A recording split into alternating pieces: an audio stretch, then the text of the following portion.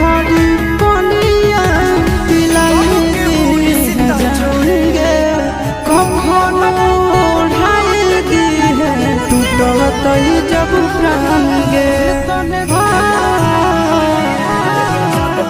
मरे घड़ी पनिया पिलाई दी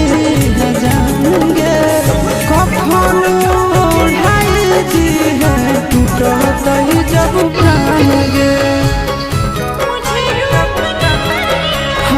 हमारा से तोरा चाँदी प्यार होता भेंट सब छात कर लगे आगे सुनाया बड़ा हो घर की पटनवा में आके मुलाकात कर लगे आगे सुनाया बड़ा हो घर की पटनवा